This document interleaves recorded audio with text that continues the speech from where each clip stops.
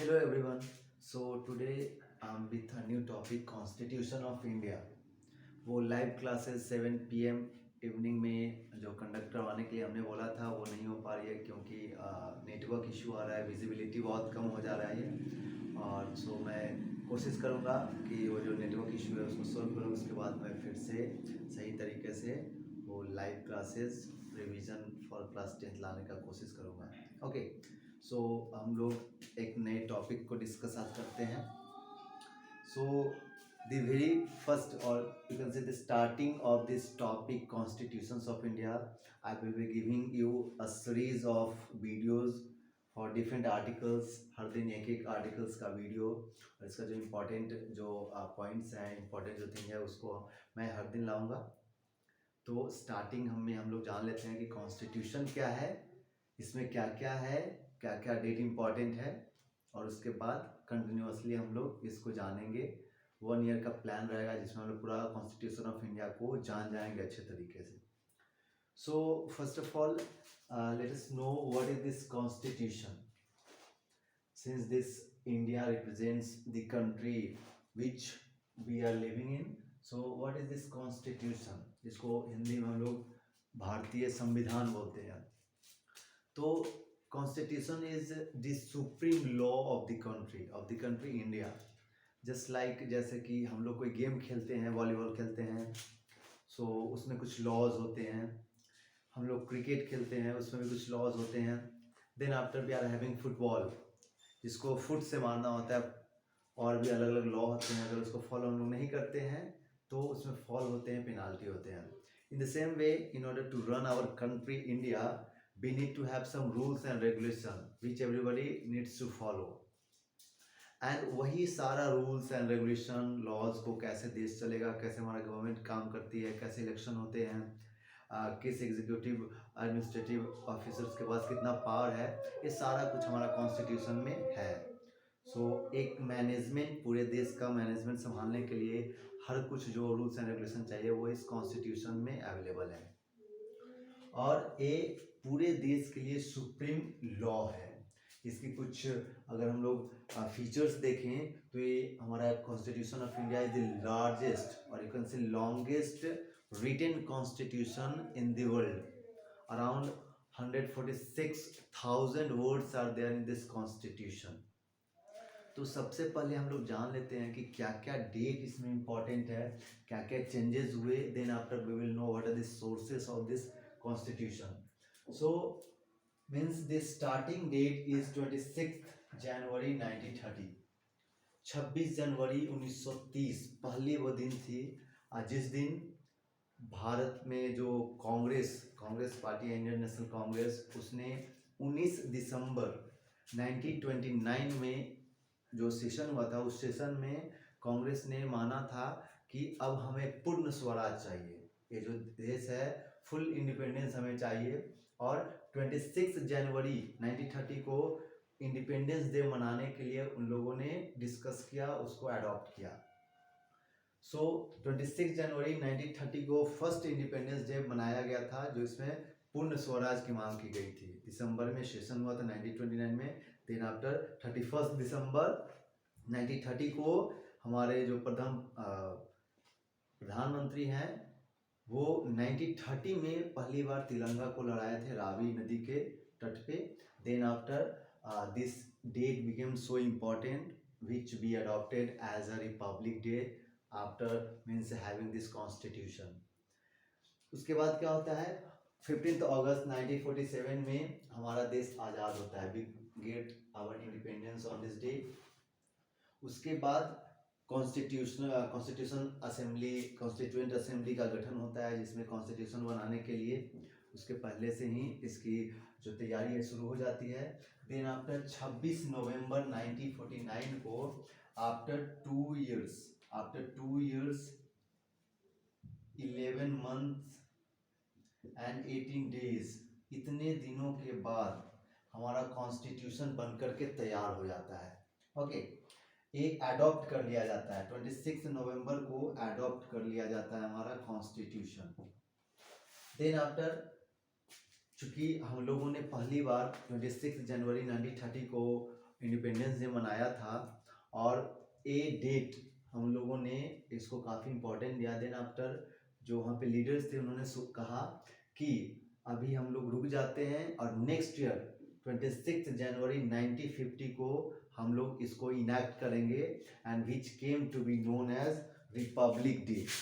हर साल 26 जनवरी को हम लोग रिपब्लिक डे मनाते हैं। Okay, this was the day when our constitutional enacted. Then after ये जितने भी कॉन्स्टिट्यूशन हमारे पास बने, इसमें अभी तक के लगातार अमेंडमेंट किए गए, तो लगभग 105 अमेंडमेंट हम लोगों ने किया है। और जो लास्ट अमेंडमेंट हमारा हुआ था वो 10 अगस्त 2021, last amendment was done on 10 अगस्त 2021। ये 105th अमेंडमेंट था, 105th amendment. And what was done in this amendment? तो 105th अमेंडमेंट में हमारा जो सेंट्रल गवर्नमेंट है उसमें पार्लियामेंट में एक बिल पास किया गया जिसके थ्रू जितने भी स्टेट्स हमारे थे उस स्टेट्स का को फिर से पावर रिस्टोर किया गया, socially and economically weaker section को कैटेगराइज करने में, या फिर एक कैटेगरी से दूसरे कैटेगरी में वो रिस्टोर कर सकते हैं। This was power given to the states. Before this 102nd amendment act में ये 2018 में स्टेट से पावर ले लिया गया था, स्टेट से सेंट्रल ने पावर ले लिया था कि ये जो भी चेंजेस कर सकते हैं वो सेंट्रल के पास बस पावर होगा, सेंट्रल गवर्नमेंट के पास पावर होगी, स्टेट गवर्नमेंट उसमें चेंजेस नहीं कर सकते हैं। फिर 2021 में उस लॉ को चेंज किया गया, and then now we are having the state with the power to change in the categories socially and economically weaker section of the society.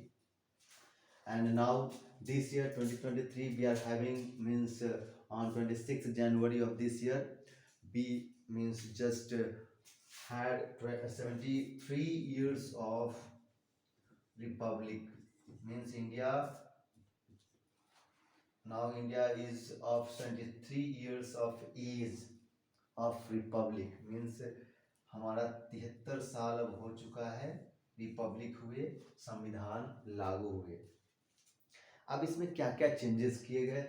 तो जब हमारा कॉन्स्टिट्यूशन बन करके तैयार हो गया था, अडॉप्ट हम लोगों ने कर लिया था 26 नवंबर 1949 को, तो उस समय हमारे कॉन्स्टिट्यूशन में 22 पार्ट्स थे, 22 पार्ट्स थे, 395 आर्टिकल्स थे और 8 शेड्यूल में वो बटा हुआ था। आगे हम लोग जान लेते हैं कि ये पार्ट्स क्या है, आर्टिकल्स क्या है, शेड्यूल्स क्या है। सो ये जो पार्ट्स है जस्ट लाइक आपके चैप्टर्स होते हैं आपके बुक में, तो उस चैप्टर बहुत सारे चैप्टर्स होते हैं तो उसको यूनिट वाइज डिवाइड किया जाता है। यूनिट 1 में 4 लेसन होंगे या 4 चैप्टर्स होंगे, यूनिट 2 में फिर से 4 चैप्टर्स होंगे। इन द सेम वे ये जो पार्ट्स है these are the different units of this constitution, और हर यूनिट में जितने भी लेसन्स होते हैं वो एक दूसरे से रिलेटेड होते हैं। For example if suppose science is divided into 3 you can से unit, physics, chemistry and biology, तो हर यूनिट्स में फिजिक्स से रिलेटेड क्वेश्चन होंगे और उसमें भी सब कैटेगरी किया जाएगा। उसी तरीके से हर पार्ट्स में जितने भी जो आर्टिकल्स होंगे सारे एक दूसरे से जुड़े होंगे, एक टॉपिक से रिलेटेड होंगे। So for that purpose we divided our constitution into 22 parts at the time of means enactment of this constitution. अब पूरे कॉन्स्टिट्यूशन की बात करें तो उसमें 395 आर्टिकल थे, हर आर्टिकल में अलग अलग प्रावधान है, अलग अलग रूल्स एंड रेगुलेशन लॉज हैं, तो डिफरेंट पर्पसेस के लिए, डिफरेंट इशू के लिए हर आर्टिकल में अलग तरीके से उसको बताया गया है, डिफरेंट प्रोविजन दिए गए हैं। एंड देन आफ्टर जो चीज़ें आर्टिकल्स के थ्रू या मेरे पास जो कॉन्स्टिट्यूशन है उस कॉन्स्टिट्यूशन में बहुत सारे इंफॉर्मेशन नहीं ऐड ऑन हो पाया क्योंकि हमारा कॉन्स्टिट्यूशन पहले ही बहुत लेंदी हो चुका था। देन आफ्टर जो चीज़ें रह गया, जो बातें रह गई, जो इंफॉर्मेशन रह गई, तो उस एडिशनल इंफॉर्मेशन को शेड्यूल में रख दिया गया, और वही हमारे पास शेड्यूल है, इसमें लिस्ट दिया हुआ है different information का, additional information का, which is not available in this in all these 395 articles. Okay. So with 73 years of this means enactment of this Constitution of India, ये सारे changes हुए इसमें. For example, means we are having proverb, this changes is the only constant. Okay. So at the time of this independence, at the time of this enactment of this constitution, हमारे पास जो scenario था वो अलग था. अभी 2023 चल रहा है, तो अभी का जो सिनेरियो है वो अलग है. तो उस सिनेरियो के हिसाब से हमारे पास ये रूल्स एंड रेगुलेशन बने थे कॉन्स्टिट्यूशन में, तो वो अभी लागू हर चीज़ नहीं हो सकता है, बहुत सारे चेंजेस हुए. तो उस चेंजेस को कोप अप करने के लिए, टैकल करने के लिए, we can do amendment in our constitution. Amendment means we can change our constitution time to time. हाँ, इसका बेसिक स्ट्रक्चर्स को हम लोग नहीं चेंज कर सकते हैं, but according to the need of the people, need of the constitution, need of the nation, we can change this constitution, and that changes are called amendment. Changes in constitution, changes is called as amendment in constitution. और अभी तक इसमें जो constitution है, इसमें हम लोगों ने 105 चेंजेस किए. That is the proof that this Indian Constitution is means the best constitution in the world.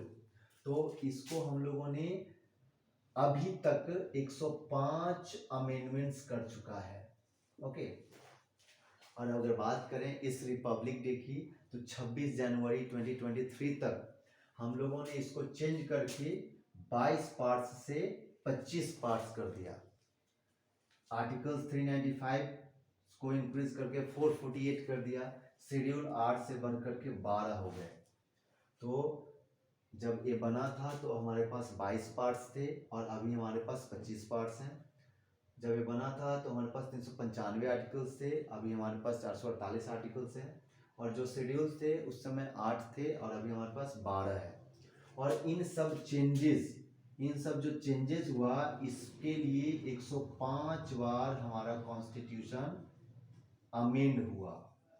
मतलब कि इसमें अलग अलग चेंजेस हम लोग किए. तो अभी तक 73 साल में 105 बार हम लोगों ने कॉन्स्टिट्यूशन में बदलाव किए हैं.